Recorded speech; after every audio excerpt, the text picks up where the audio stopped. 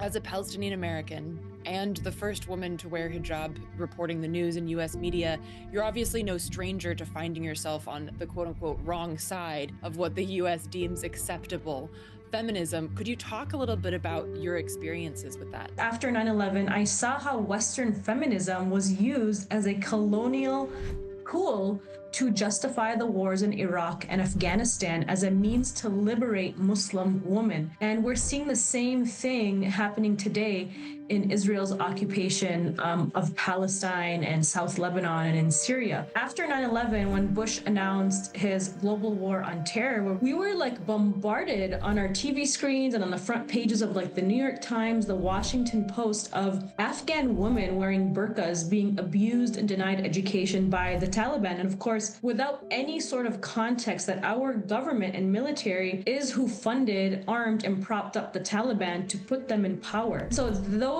images became the iconic images of what people in the West understood about Islam. It's a religion led by angry brown men who are controlling and barbaric, ruling over oppressed women. You know, again, without the context that this ideology that the Taliban and others were following is called Wahhabism, which is directly funded by the West and is used to keep the war on terror fueled and people in those countries oppressed. So this Islamophobia campaign has had really, horrific effects because it dehumanized billions of Muslims around the world to justify two illegal wars that killed more than 2 million people, most of which were women and children. Despite the successes of this program to supposedly save Muslim women, it was Muslim women in the West who wore the hijab who were being violently attacked and having their hijabs ripped off of their heads. This shows how this colonial tactic, which was sold to free Muslim women, was actually dehumanizing us to the point of not being worthy of life, whether it was abroad or here. You know, that life, freedom, and liberty, we were not worthy of those things if we decided to practice wearing the hijab. And so the effects of that